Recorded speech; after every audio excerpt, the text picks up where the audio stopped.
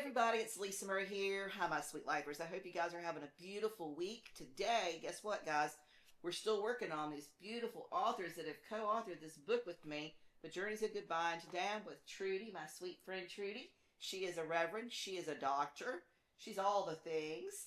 Thank you for being here today. Thank you for having me. Yeah. So talk to me. How do you know Satavia? How did you get involved in this book? Like me, I got wrangled in. She was in the studio over there talking to me, and she said, "Oh, Auntie A, you need to be in this book." And I got in the book. So for me, Satavia and I go way back in our early days in hospice. And so we worked for the same company. And then she went somewhere and I was somewhere else. And then she called and said, "Hey, we have a chaplaincy position over here. Come work with us." And I said, okay. So she recruited me in to do that. And Sharita was the director, ED, whatever that title was, right, in hospice. And so I worked with them. And then years go by and we're still, connected with this and with that. And then when she started her hospice program, she says, "Hey, I need a chaplain." And the rest is history. So I was her chaplain before she ever had a patient. And so... That's awesome. Yeah. And then when she said, "Hey, I want you to work with me. I'm writing this book." I went through her first book. And then she says, "I'm writing a book and I want you to write a story for my book." And I said, "Okay." Yeah. And at that time I was working on another project. And I had 30 days. Oh my goodness. Well, I've done this before, so let me get it done. And I was probably the last one to turn my story in. No, you weren't. But that's how we, so we've been connected with hospice for a long time. A long time. I can't tell you how many. Yeah, I can't remember her not ever being in it. Because I did a story for my column on her and the veterans home. I don't remember what year it was. I see, and I don't keep up with years. Long time. My mind doesn't let me remember dates too often, dates and years, but I can remember projects. So we worked on a hospice project years ago. I was green. I was a baby. I'm still a baby. You are still a baby, so am I. It's all good. It's all good. So. Well, I think that it's interesting for me personally. I did not realize, and I don't know why I didn't realize it because I'm not in the hospice scene. I didn't realize that there was a chaplain involved. I just assumed it was a bunch of nurses and doctors showing up and giving you drugs and bathing you and helping the family members at the house, and that's all that it was, and that's all that it was. And so all of the things that I've learned through the process of this book project has really been so wonderful because, there's a lot of things that I had no idea. I had no idea about that. Yeah, there's a lot of moving pieces, I will say, with that. But that's an important part. You have your doctor, your nurse. You have your social worker. You have your chaplain. And you have your CNA. And the chaplain is a big piece because there was this one physician that I went in to see a patient.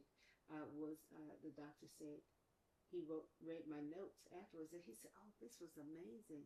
I was dealing with end-of-life issues for the family. Right. And talking with the family and helping them through their journey. So that chaplain piece is real important. Yeah. Yeah, and it's for me, it's a no-brainer, right? It's a no-brainer because for believers, it's like this comes up through every single interview that we do for this particular book promo. We get so excited about babies being born, right? We do, and then we forget that we're all going to go. And then people don't plan things, they don't get excited about it. And it's understandable. I get it. There's a lot of things that happen when people pass and people are upset and people are grieving and all those things. But I think death has touched me so many times in so many different ways that for me, death and dying is just a natural, innately now, a part of me doing life. And it's when you can get to that spot, which is hard to get to, which is a gift that God's given me, it's a whole different take on how you are living life. I've lost, mother was hit by a train, daddy's dropped dead of a pulmonary embolism, My brother committed suicide. My nephew committed suicide. My grandmother lived to be 102. I've seen small, slow, angry. I'm still here. I'm old. Why am I still here? Why is my son gone? Why is your mother gone? Deaths. I've seen unexplainable. Why did you decide to leave us? Deaths. I've had 2 miscarriages. There's all the types of deaths. I've had cats that have gotten hit by cars and died too young. I've had one that I just recently, you guys know, William, back and forth to Florida in hospice, aka con me, with IV bags and thyroid around the clock and heart medicine and anti-nausea and all the things until he finally looked at me and was like, we're not doing this anymore. And he just went to heaven in May. And that's why Elijah and Isaiah are now my new kittens. Okay. And they'll be back and forth to Florida now, but they're just delightful. And Isaiah is not like William, but Elijah not only looks just like my William, who lived to be 21, Okay. but he also acts like him. And it's really interesting that how God works by putting things in your life to help you go through the grieving process, especially when you're really close. If you're not close to animals, you don't get it. But if you are close to animals, and y'all know me because y'all have seen William forever. Before this channel ever started, everybody's known about William. William's been a part of my life for 21 years on this channel. All of these 5 years of the channel being in existence, and so yeah, it's interesting. And when you wrote a couple of things I wanted to mention in here that pointed out to me is, you know, the first part of your chapter is that you never got to say goodbye to your father, and that resonated with me because, like I said, you know, Daddy just dropped dead before I got done shooting the first family that morning that he died on his birthday. And this one right here, I'm going to go straight through them because it all will go together, and then you and I can talk about it. You said, when we're talking about people and saying goodbye, and, you know, people think that I'm crazy sometimes that don't know me because I'll walk up to you and give you a great big hug. And you don't know me from Adam, and you're like, what are you doing? Like, where are you coming in my personal bubble space? And I'm like, I hug and kiss everybody.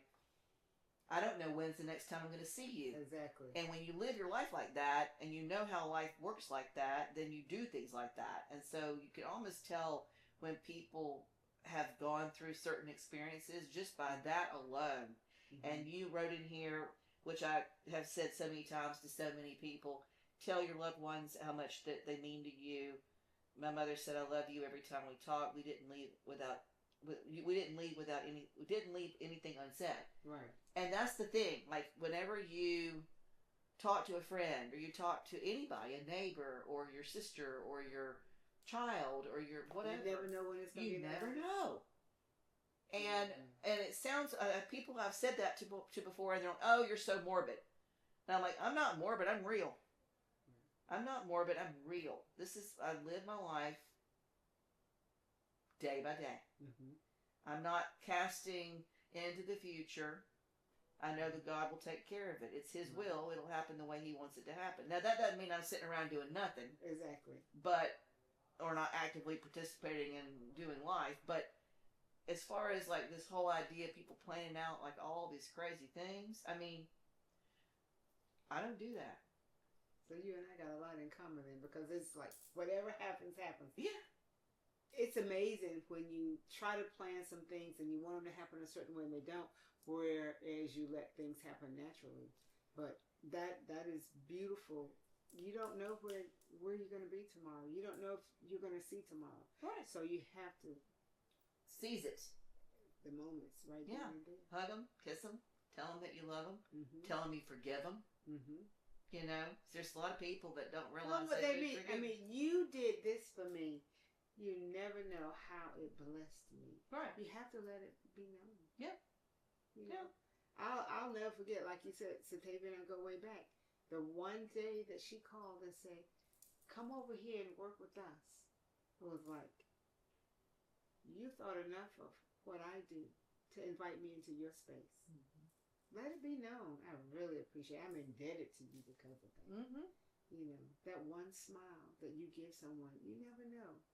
That one hug, maybe a hug that they've never received before. And you don't know anything about what people, it's interesting, because I mean, for me, it's a little bit different. what you see is what you get. Now, that scares a lot of people with me.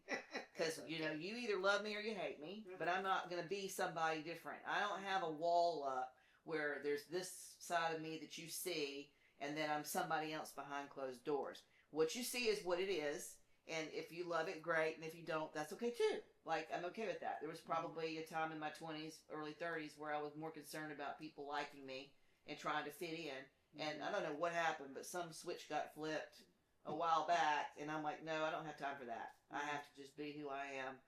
It is what it is. I will tell you something so interesting. I was single for a long time, right? And now, this gentleman that I was meeting didn't know that he was going to be my husband. But at the end of the day, at the end of the conversations, at the end of whatever was going on, he said, God showed me your heart. And I thought, okay, well then if God showed you my heart, then you have me, because there is no phony. There's no putting on. Right. I don't have to worry about what I said or what I didn't say or how I said it or how. That was the true me, if that's what God showed you. So that is beautiful that you can say, I am who I am. Love me or not. Or not. And that's hard to get to that spot. You know, it takes some growing up to get to that spot, because we all want to fit in, you know. But I want to say to somebody, you know, hey, this happened and I was upset about it, but I forgive you. Yes. You know, I don't leave things undone. I like things tidy and tied up, because like you and I both know, I mean, like tomorrow I might not even wake up. We don't know. We don't know. The other thing that I really loved is let them know they've done enough. Because when Nana was dying, now I didn't get to do this. Mother hadn't done enough. She'd done enough according to the will of the Lord. Right. But as an 8-year-old and a 6-year-old and a 3-year-old, I can assure you that 3 of us children didn't think she'd done enough. Right? Because she got here, got us here, and then she's gone. But Nana had done enough. Nana had raised us. She was 102. And it was when she would not go, and my sister called and said, okay, she ain't going until you get home. So I had to fly to Charlotte, and I got in, and I creamed her body with the Estee Lauder that I'd given her every single Christmas, and that I can't remember the word for it. When you smell, you auditory, you hear. What's the smell? Olfactory. What's the word for that? Anyway, you smell. The senses, but there's like these fancy words for senses. Auditory is the ear, hearing, whatever for the smelling. Those that you're watching, you're already saying it out loud while you're watching this video. Anyway, she smelled that, and she realized that I was there, and she came out of this flailing from the stroke. And once she locked eyes with me and realized that I had flown in from Texas and that the oldest granddaughter was home bedside. And then, after that, I cut her hair and trimmed her nails and got her pretty flowers put in to the room. And I said, we're going to have a celebration because Nana's going to heaven. Right. Here, Granddaddy's been gone for 60-something years. Daddy's been gone for, I think at that point, he'd been gone for like 13 years without her son. And Mother had been dead forever. She died in 78. And so, I mean, it was a long time that she wanted to go home. And she sat there with her hands pressed in the Baptist church every Sunday with us on that pew. And she was born Methodist, raised Daddy Methodist. But Baptist and the Methodist churches were the two main churches where we were from in North Carolina. Brian's from the Methodist church, and we went to the Baptist church. But we went to the church that Mom wanted us to go to, and that's the church that we went to. But, you know, she was a church-going, God-fearing, Bible-reading every night woman. And she was ready to go. And I went in there and I said, it's time. I'm here. You have done enough. You have done enough. You've raised me. You've raised Elizabeth, Walter, Sam, John. You've watched us make babies. You've got great grandbabies.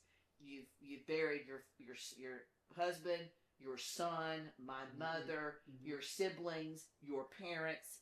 102. You're done, and it's wonderful. And within like 12 hours, she'd gone to heaven. Wow. And that was the moment where I was like, this is a cool death. I mean, like, Mama getting hit by the train was not a cool death. Right. My brother committing suicide last fall was not a cool death. Nana died at 102. Man, that was like, that's a cool death. Like, I like those kind of deaths. And we got to go. Let's go. Make it good. Let's make it good. You know. Make it memorable. Yeah. Love that. See, that's what we did with my mom. Yeah, I know. So. And whenever I was reading that, I was like, man, you and I got so much going on that's similar. I love what you said here. I called out the names of her loved ones who had gone before. Daddy is waiting for you. Grandma Eutis is waiting. Uncle Fred, Uncle Nookie, they're all waiting. I did the same thing with Nana. Okay. I sat there by that bed and I was like, okay, let's go. They're rounding it up. We got to get everybody together. They're all rounding it up. I mean, because we knew she wasn't coming out of that stroke. Right. There was no way that we could fix it. I mean, she's 102. Mm-hmm. And they had already said, I mean, she's going to be doing this until she's gone. Right. And you couldn't get her comfortable. No. And that was the thing. There wasn't hospice involved because hospice, I mean, this happened like, let's say, I don't even remember what day it happened on, but let's say it happened on Tuesday. Mm-hmm. Within 12 hours of the blockage in her bladder, Mm-hmm. the surgery, they took her off of her coagulates. Mm-hmm. She through a stroke, massive stroke, was doing all this flailing stuff. They weren't putting her back on meds. She had a DNR anyway. Okay. And so she was in the hospital that Daddy had been chief of staff, chief of surgery, chief of staff. You know, that all the nurses, Daddy, even though Daddy had been gone for a long time, all those nurses knew Daddy and knew that that was his mother because we're from a small town outside of Charlotte. And we knew that's where she was going to die. And so, you know, the doctors were coming in and checking on her, and the nurses were coming in and checking on her, but it was not very long. It's like literally it was not even a half a day after I got there and said pretty much what you said, that she let go. Because she was not having it. Elizabeth was like, because I said, she called, she goes, Alisa, Nana's had a stroke. We're not going to be in Texas for Thanksgiving because I already planned for everybody to be here. You know, that's the other thing. Back in the day, I had all kinds of stuff planned. I would book you and your babies to come see me a year in advance. Wow. I was scheduled out a year in advance. I would be able to tell you on my schedule when you could come see me, and it sometimes would be 6 months before you could get in. It was like a doctor's office over here. And now people are like, when can I come in? And they're not used to it. These families that are still with me, Right. they're like, when can I come in? I said, well, when would you like to come in? That's all new. I said, because guess what? I don't book that much stuff out in advance. I mean, I just don't do that anymore. You know, I know that if you're supposed to be here, Freedom and flexibility. It's crazy. It's awesome though. But it's interesting. And then they were able to take care of it. They went round the clock around her, and then, you know, and then she passed. I love this just peace, just glory. I love that. It's just, and the fact that you were, and Nana was the same way. I went in there, they called me. I remember it was like 2 or 3 in the morning, and Brian's mom, I was we rode the first grade school bus together. Right. And I was staying at Mama's house, and she came upstairs and she said, Alisa, Nana's gone, and you need to get to the hospital. And I got over there, and she was on this, not a slab, but a bed, but not the same bed. No sheets or stuff on it, and just sheet over her, and she was dead, and she was just cold, and she was spirit gone, but her body was still there, obviously, and it wasn't icky, it wasn't scary, and there wasn't any swelling, and I got to spend time with the body, and I didn't get to do that with Mama. I mean, and I didn't get to do that with Daddy. With Mama, she was hit by this train, and I was 8, and she wanted to be cremated, and her parents would not do it, right? They wanted her buried. Okay. And so Daddy respected her parents' wishes and buried her. But when we got there to the funeral home, of course, I'm 8 years old is scary. You know what's going on. I can't imagine that they let you in. Well, not only did they let us in, but the preacher picked us up, and Elizabeth wanted to see her feet. And they had the casket half shut. She was 6. And so they picked her up and almost literally dropped her in on top of Mom. But when I got up to Mom's casket, I could see the cotton in her nose and the stitches. And I was scared to death about that for years. I saw death that way. And so when I got to see Nana, fresh death, without you messing with the body, it was like, yeah, this is some cool stuff. Yeah, but you know, when you think about the experiences that you've had, and you have all these stories that you can see, it brings it a whole new way of thinking about it. An entire way of thinking.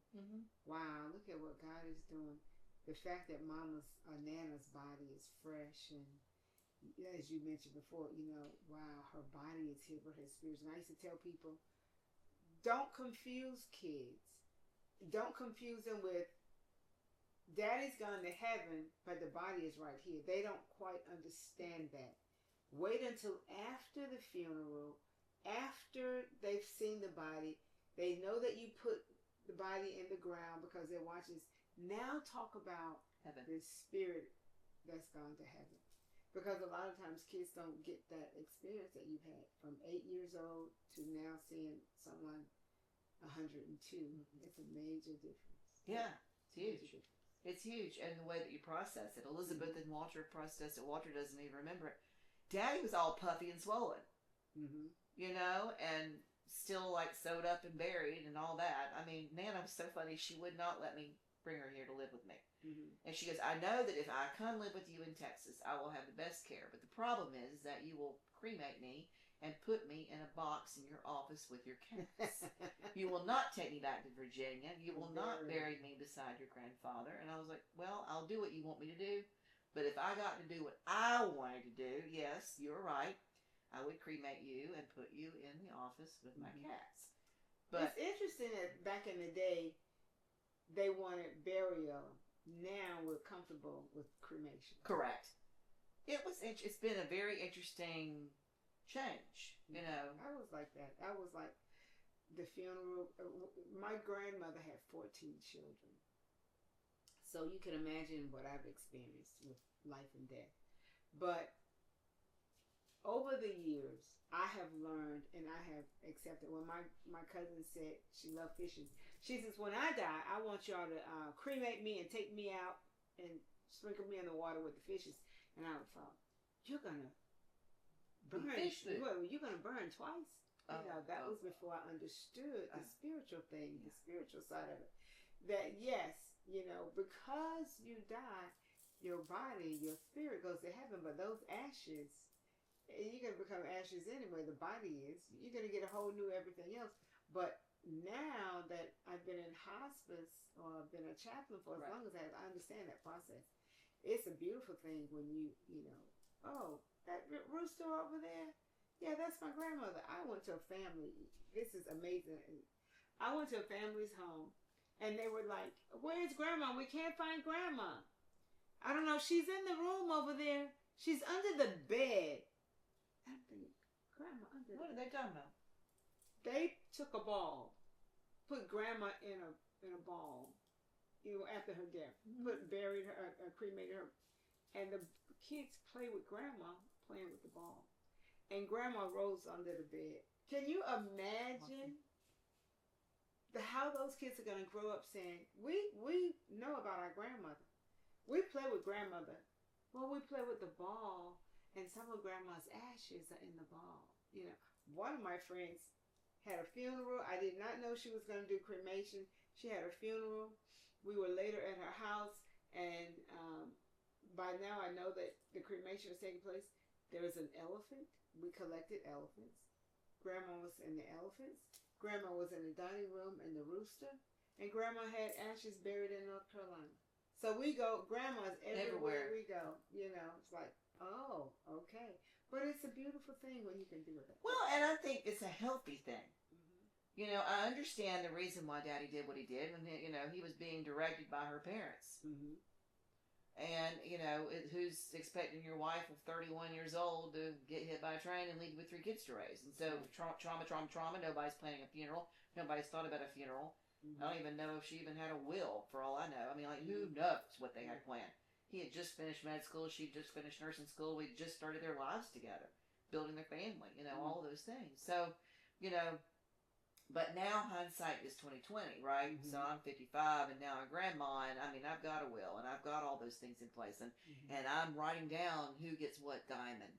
I'm writing down who gets what Louis Vuitton. I'm writing down what my wishes are for the things that are left behind. I'm also writing down what Bible scriptures I want read and how I want things done. Yes. And, put the wig on the Louis Vuitton, whatever, put me in there, and everybody we need a church service for sure, but we need to be okay when we come back to the house. I don't want a bunch of people crying.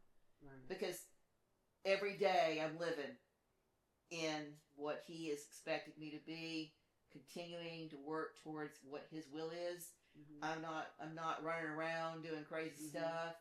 Every day is a day for Him. Mm-hmm. When He decides to take me is the day I go.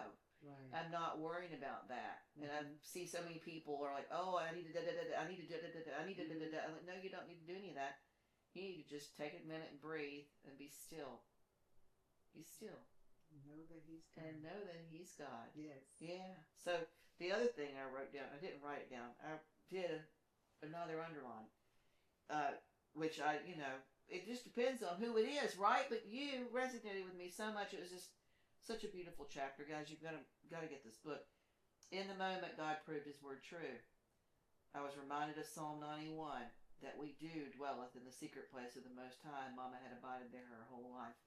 And that's how I felt about Nana, too. I mean, I would cream her feet, and she would read her Bible in that chair right there that she had embroidered. She made it. She embroidered it. It's covered up right now to keep cats from messing it up. Mm-hmm. But she embroidered it. She was embroidering it for Mother. Whenever Mother was killed, she quit doing it. Mm-hmm. I begged her to finish it. I said, please finish this project. This is a chair that I want whenever you're not here anymore. Mm-hmm. And she finished it. And so all the stitches on that cushions, she did by hand. Mm-hmm. And she'd sit in that chair and she'd read her Bible, and she was okay. She was good. And your mama was too. Yes. And it's such a mellow life. No complaints. Even after her stroke, she had the stroke and was paralyzed. Except for we could talk on the phone every day. She could FaceTime me every day. She could use this hand, but she couldn't turn herself in the bed. We had to do everything for her. And every day we talked.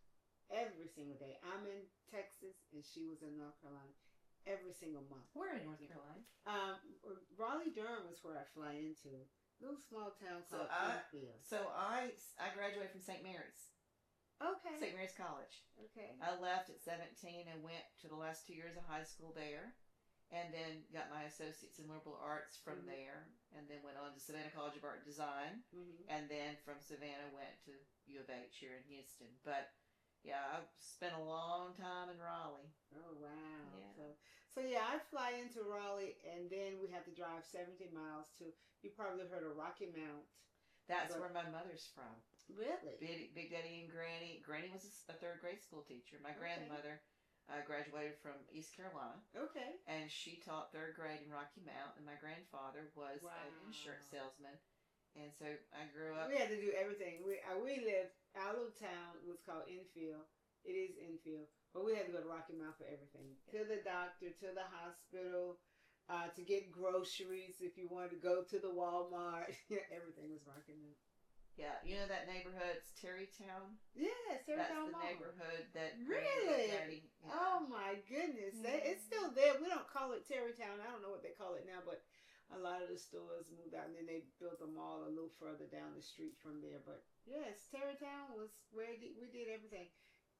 Saturdays, you're going to the mall. Yeah, you are. Going to Terrytown. That's what you're doing. You're going to go there, look at all the holiday lights and all the Christmas, everything. Rocky Mount. Yeah, that's right. That's amazing. That's a small world. Really small world. Who would have ever thought? That's awesome, Yes. though. That's really cool. Yeah, Big Daddy and Granny's house was there, and they had a house in Meat Camp Baptist. Meat Camp and...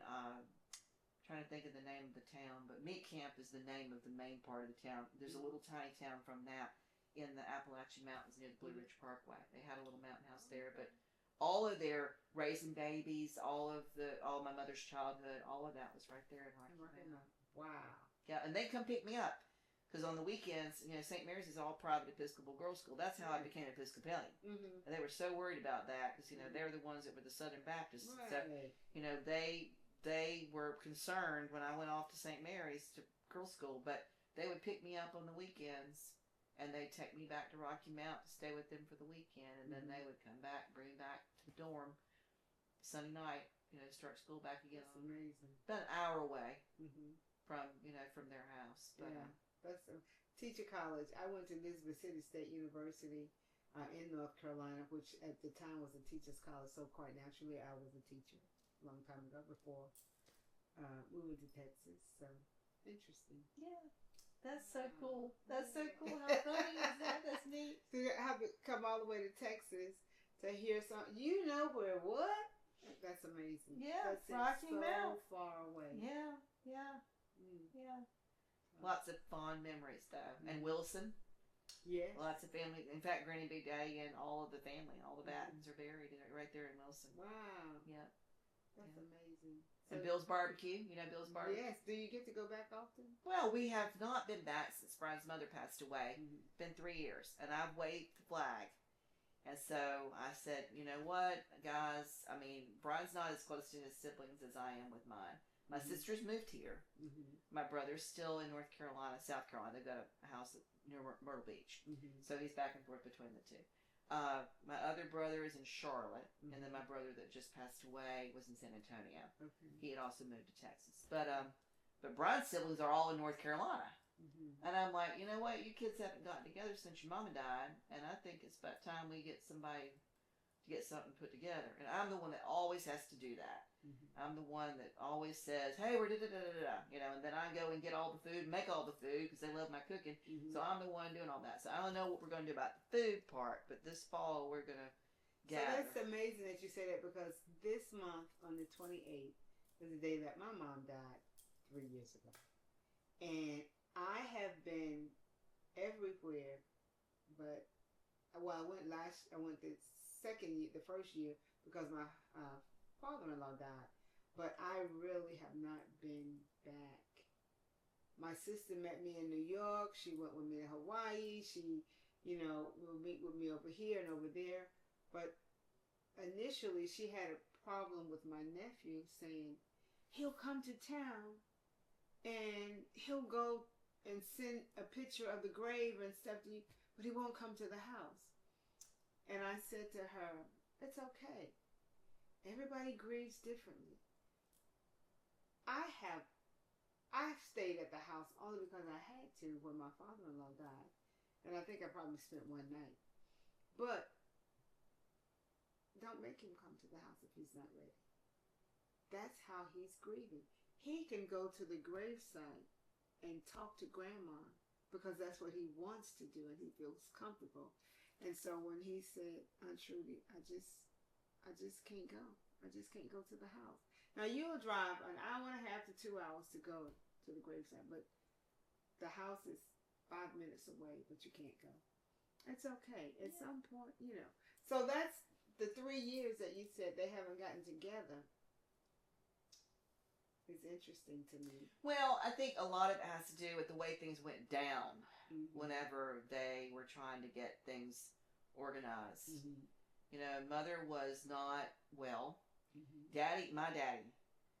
So my dad's partner delivered my husband. And my daddy, because he's a part of that practice, was a part of her care. And they diagnosed her with, what was it? Ongoing something with hepatitis. She was jaundiced. She was on lots of prednisone for years. And she was not well. Like, at the very end, things were just, she was not well, but she didn't want to leave her home. And so we had housekeepers and we had nurses and we had people in there she didn't know about hospice. She should have had hospice care, but she didn't. She didn't know. And so it turned out to be like somebody would start working there as a housekeeper / companion, and then she would want them to sit with her and talk and then get mad at them for not doing more in the house. It was just so we're running through them like water. And then the kids ended up having to be on rotation. And of course, we're out here in Texas, and Brian's daddy's the one that moved us out here to Texas. He's the one that said, we want you to be in Texas to do the family real estate stuff. So we came to Texas to do the family real estate stuff. That's how come we're here. And we never left because, we were the ones that were portable, as he put it, that Thanksgiving, famous Thanksgiving. When I was a year and a half away from a degree in interior design and painting, he comes up and says, y'all are moving to Texas. I'm paying for the rest of your education. You're going to U of H. You'll have to sit out a year to get in-state tuition. You're moving.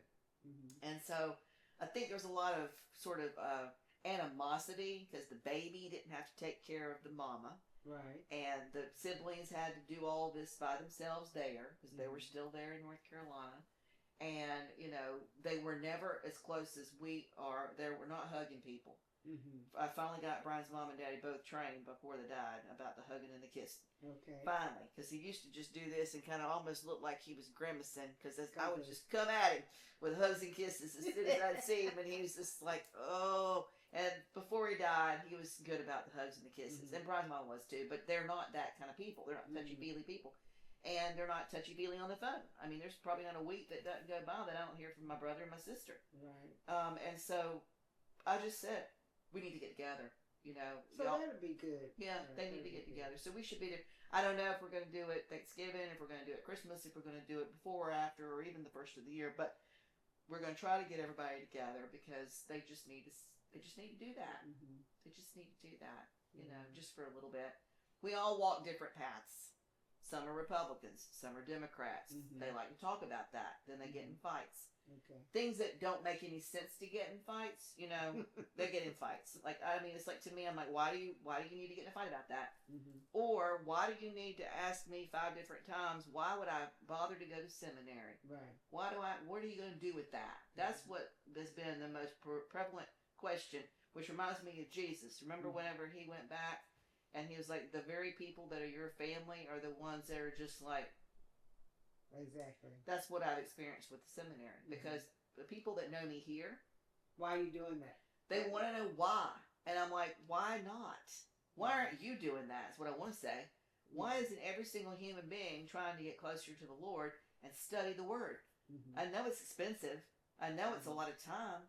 But you got to go do it. You need to figure it out. I mean, you can do some of it on YouTube. We do it on YouTube on this channel. Okay. But you know what I mean? I mean, it's like, that's the question. And so there's a lot of things that are unnecessary tensions that stir up when people get together. But I understand that. Meet me in Hawaii. Meet me in New York. Let's not meet in North Carolina. Yeah. And, you know, and I didn't purposely not go home. I was just busy doing this and doing that and going. And so even when I went to New York last week, one thought was, okay, my sister's driving up. Why don't I just ride back with her? And then I thought, oh, I have to do this, and I'm on this program, and I have to do this. And then I have to, and so I just need to fly back home. But I don't, and I really don't know when I'm going to go, because I don't want to go this winter. You know, it's like, okay, you're going to let another year go before you go. Well, you went to Iceland. It wasn't cold in Iceland, you know, but it was, you know, so. Excuses. Yeah, I guess you're right, you know. But you're absolutely right. You know, it's like, why won't I? So I got to think about that. There's something going on. Something is going on. And people say, you know, I'm concerned about your grieving. I'm concerned. Are you? And I'm like, oh, I'm doing fine. You know, I mean, who can say, Lord, come and get my mama? You know, who can? I was able to do it because of the relationship. I knew what was going on. You knew what mama wanted. Listen, initially she said, that nurse made me mad. I said, what do you mean she made you mad? She came in here talking about hospice. Now, you've been on home health for 1.5 years. She came in here talking about hospice. I said, Mama, you know what I do. You go with me. She would go with me. She'd ride her little scooter. We go to facilities and we sing praises for all the people, and then I would see my hospice patient. I said, you know, it doesn't mean you're going to die right away. I said, I'll tell you what, if you feel like you're getting ready to die, all you need to do is call me. I'll get on the plane. I'll come hold your hand and help you cross over. And I promise you, the Lord honored that. I know. I didn't plan it, but he honored it. And that's another whole story, how I got to that. Oh, Lord, please come and get my mom. I know. It's amazing. I know. It's amazing. I know. When my girlfriend's husband in 2019 got sick, and his daughter was going to be getting married, and she said to the doctor, well, I want to get married February, which would have been the next year. The doctor said, not if you want your daddy to be there. He diagnosed quickly, pancreatic cancer, the whole bit. But listen, that's the fastest killing situation. But look at how he embraced it. I would go, and I had taken a seat back. I was still doing hospice for Satavius group, but that was it. 2019, I called myself retiring from full-time work, right? And I got to walk him through his whole transition. And I'll never forget, I would go over to the house. I would always put my earbud in because I would either be listening to scripture, listening to something, and I would massage his feet because they would swell, and I would do different things for him, right? This person, so awesome. About a week, he planned for an entire week. He went and rented a big house like such for Airbnb, and he had different people to come in so that he could say his goodbyes to them. And so by the weekend, it was about 20 of us that was there. And we just loved on each other. We had talks and sit around the table and eat and carry on, not knowing that just 3 weeks later he would be gone. He made it through his birthday. I celebrated his birthday. I took some balloons and put it on his chair. He said 60-something years old. 62, 63, maybe. He was very young. At any rate, the day that he died, the night before we buried 2 people, his uncle and his nephew, and he couldn't go. He was at MD Anderson. So they brought him home, started hospice that night. That Sunday, they started hospice because he came on Saturday night. So technically, hospice was starting. I promise you. I said to his wife, tell him I'll be there tomorrow because I had to go take the rental car back. Mm-hmm. And I'm not going to go to church, but I'm going to come in the morning, hang out with him. My last words was, tell him that I love him.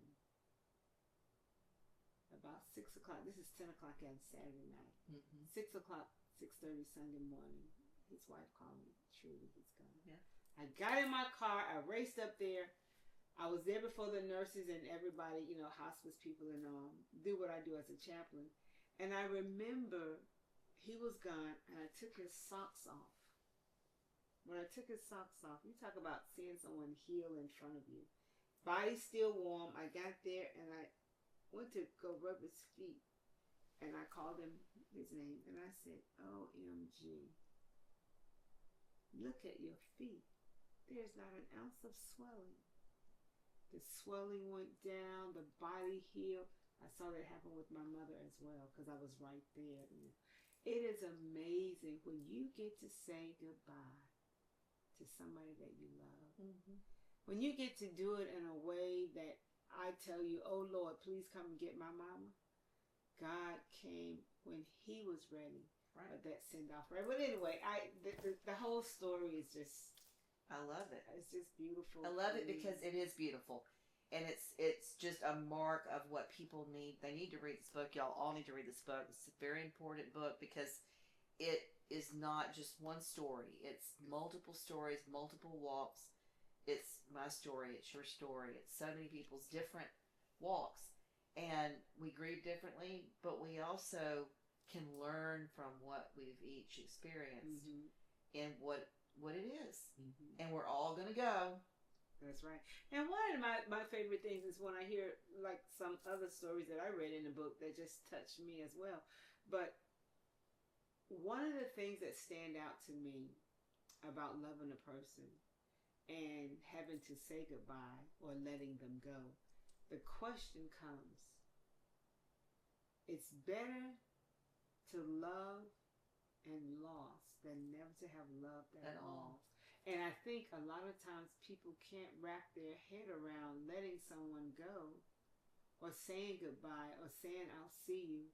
I've told a many of people, I'll see you on the other side. If I get there before you, it's all good. You get there before me. You get there before me. I'll see you on the other side. That's that hope that the word gives us, right? Yeah. And that's the thing. But not without hope. We have hope. Yes, because I love Psalms 23 so much because I used to when we walk through the valley of the shadow of death, I used to want to shy away from those words when I'm sitting with my patients, hospice patients, right? And I may say, through our darkest hour, through our difficult times, or because death can mean a lot of things to a lot of people, but the death sounds so final, but until you get to the very end, that we get to dwell in his house forever. You know. So it's interesting. I start out with that song, and then I stop. You know, I'm just trusting in the Lord and lean not on my own understanding. Now, always I'm acknowledging him and he's directing my pathway. So I still get what I want as long as it's all in his will. As long as it says, the Lord is my shepherd, I shall not want. What is it that you're wanting? Whatever God wants. Whatever God wants for me. You know. All day long. All day long. And not one thing else. Yeah. So that's amazing. When you mentioned that first line, you know, I didn't get to say goodbye to my dad. I went home every single month when my dad had his stroke. I was the one to get him to the hospital. But I went home every single month. And the month that I chose not to go, I went anyway because he died. But the month that we had 2 first cousins to pass away. This was the first time our family had experienced a double funeral. Mm-hmm. And the day that we had the double funeral is the day that my dad died. And of all times, why didn't I go home? Why wasn't I went home when people stumped their toe. Let alone, we had death after death after death. This was the 6th death in 4 months.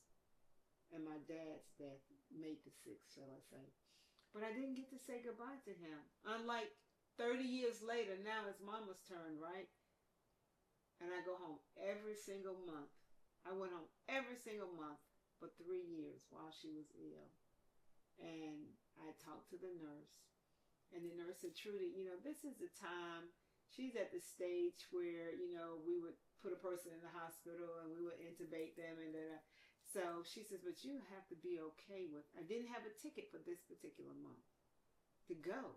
I had gone to Punta Cana, took my niece there with me and a lot of other friends. And we were having a good time. And my mom said, hurry up and get home. We got home probably about the 13th, back to Texas. I still could not wrap my head around. My husband had somewhere to go in September, but I didn't have a ticket to go home. Now, he always booked all of my tickets, but this time, I didn't have a ticket. And so, when the nurse says, my hospice nurse is talking to me on the phone, she said, this is the time that we would, you know, take a person to the hospital. They would be intubated and whatnot. I said, okay. So I had sat down, talked to the lady, called as soon as I finished talking to her, she said, well, Trudy, you have to be okay. You're FaceTiming her. You could be there with her, FaceTiming her, blah, blah, blah, blah. Or you have to be okay with, if you're in the air trying to get home and she goes, you got to be okay with that. Or if you're home and you go into the bathroom and she goes while you're in the bathroom, you have to be okay with that. And I was like, I'm okay. So I cried like a baby. Oh, did I cry. Made an air reservation and told my husband, tomorrow you need to take me to the airport. He said, what? I said, it's time. I got on the plane. I went and saw my other hospice patients. Mm-hmm. Saturday rolled around. I got her. So my sister said, well, if you're coming, don't come Monday, come Sunday. So it was Saturday. It was by the time I flew from Raleigh to Enfield through Rocky Mount, it was after midnight, which made it Sunday. I got home. I said, Mom, I'm here. All 6 of my mother's kids were there. All the grandkids that we had just been loving on her, in and out of bed. My cousins came by singing, carrying on. We had a blanket that the hospice company had given me 2 blankets, one for my mother and one for my niece. Both of them on hospice at the same time. We were around her bedside singing songs and tying the knots in the way they told us, every time you pray a prayer, you tie a knot. You know, sing your songs, tie a knot. So the blanket is laying on her. I went outside and I walked down what used to be a dirt road because, you know, you have your fields. Yeah. They paved it because now the school bus has to come on it. And there was some branches that you would have to pass by on the road, but they were spooky like. But now the branches are thinned out, and I remember walking down that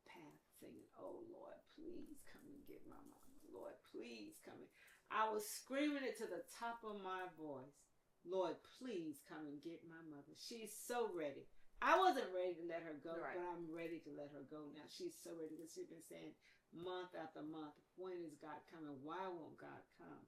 And I was like, Mom, that's God's business. I can't do anything. We can't help you, in regards to that. So that was then. Later that day, my cousins, I said, came by reading and singing and praying. Another friend of hers came by praying and whatnot. When the house was quiet, I was with her and I called my husband, and my husband said, and we was FaceTiming, and I let him say goodbye to Mom and whatnot. And he says, have you called the pastor? He said, I said, oh no, I haven't. Called her pastor. He put the phone by on her bed. He prayed a prayer that was just out of this world. When that phone hung up, I got up to do something later because I'm sitting right next to her bed in her recliner chair. I got up and I saw some little glycerines, and my sister left, and my mama said, because my sister wouldn't play bingo every day. Every Sunday night she played bingo. I was there. My other brothers in and out of the house, everybody, the ones from North Carolina was there, the ones from New York was there, the one from New Jersey was there. We were all, all 6 kids. So what was interesting, I got up to do something because I saw a little glycerin, just a little glycer of perspiration. Sweat. It wasn't really sweat. It was just a little glycerine. I mean, it was just like, you know how talcum powder is? Yep. And Yep. It looked like somebody put the little. So I got up and I went to wipe it. And that's when I started talking to her. And I started saying, Mama, it's okay. It was as if she was saying, I said, it's okay for you to go. We're going to be okay. And I named all my siblings. We're going to take care of this one. There's always one that she wanted. Bring him home. I need him home. I need him to be with me. Brought him home. And then that's when I said, Grandma's waiting for you. Grandma Utise. I'm Grandma Utise's namesake. I'm Trudy Whitaker. I said, Grandma's waiting for you. Your Uncle Nuke. And she had been talking about her brother, and her brother had been to visit her, and not so much my dad, because he had been gone 30 years, and her brother, even probably before my dad. At any rate, I called everybody's names out and told everybody's going to be okay, and, we're going to be good, and it's okay for you to go. It's okay for you to take your rest now. And my brother walked through the room. I'm still holding her hands. On that side of the bed was a hospital table, the bedside table, that the nurse had left the stethoscope for me. Most nurses won't do that. Why did she do that? She says, here, and you can call me whenever you want to. Whatever you think, just call me. He gave it to me. He went around that side of it. He gave it to me, and I couldn't hear anything, but Mama was really warm, and it looked like she was breathing, but I guess she wasn't, because I said, I don't hear anything. So then I gave it to him. You check. He didn't hear anything. My mother did with this. We were both leaning over her, and my mother said, he says, I told you she was still breathing. That was the last breath. I said, that was her last. And we kept waiting and waiting. So I called my niece, who had been taking care of her, Jane. Come in the room. Check. I don't hear anything. She pulls the cover back. When she pulls the cover back, my brother, out of the room. Everything had gone flat, even down to her belly. I wouldn't let that hand go, because I said, Mama, I promised you. I come and hold your hand, and I help you cross over. So we called the nurse. I said, I need to FaceTime you. You turned it to FaceTime. And she looked, and she says, I'm on my way. Got there, called my sister. Oh, you can come home now. Mama's gone. I don't think my mother would have left with my sister being there. My sister was, I could hear my mother calling my sister in my sleep. Angie, from the other room. We put baby monitors in the room with us so we could hear her. We could see her. But my sister couldn't have been there. And I promise you, it was so beautiful. Even down to when the funeral home came to take her. and we all put our hands on the top of the car and close the car down. Take care of our mama. Don't hit those rough bumps. We never did some of our family members for other funerals would fall out.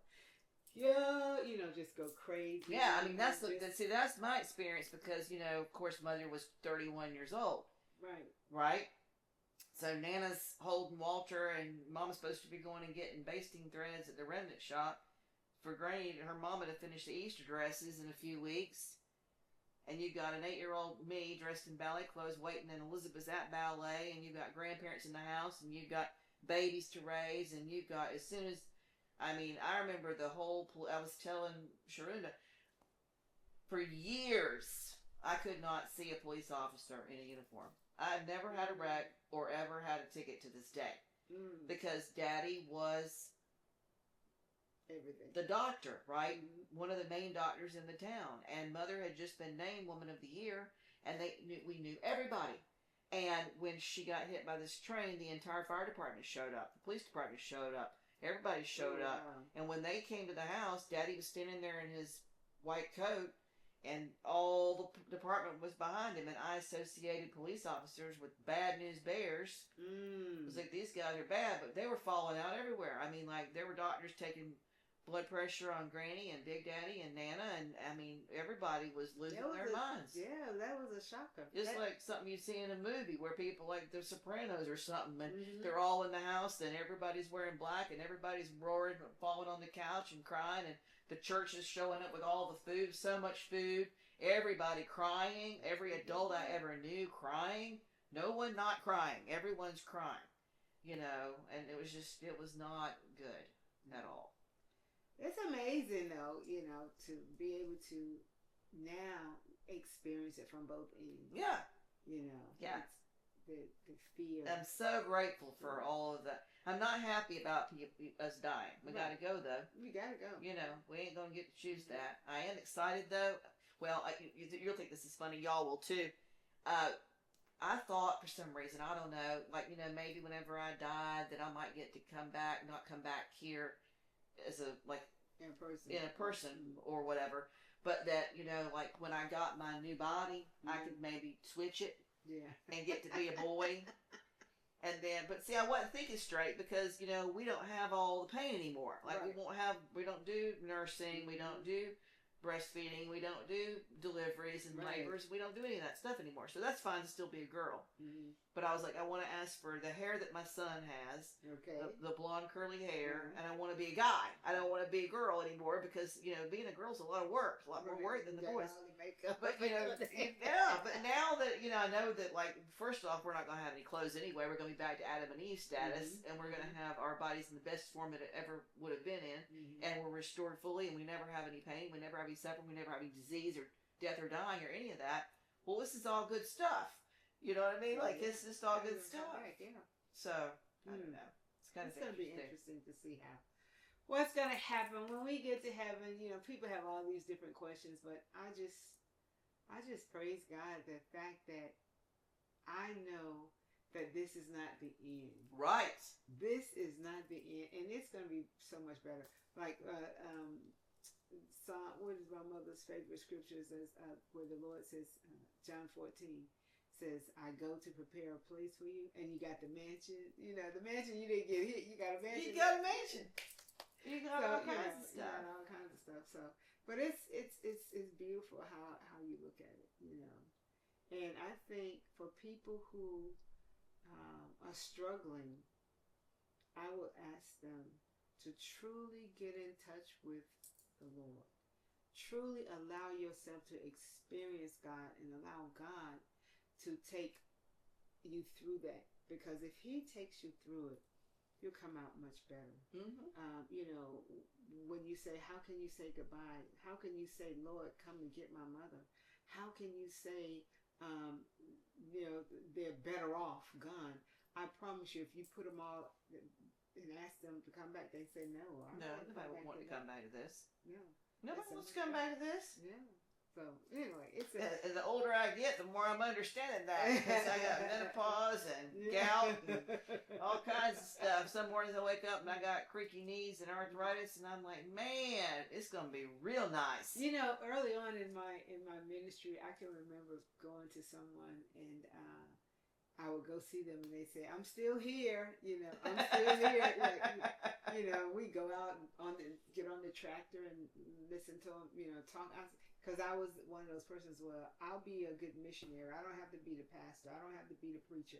I don't have to be a woman in ministry. I'll be a missionary. You appreciate the missionaries, right? So yeah, and we just go sit and talk and just let them. But he says every time a friend calls, I'm still here. I had the one gentleman said to me, "When is God coming? Why don't he come?" He's just taking to one person. He doesn't love me anymore.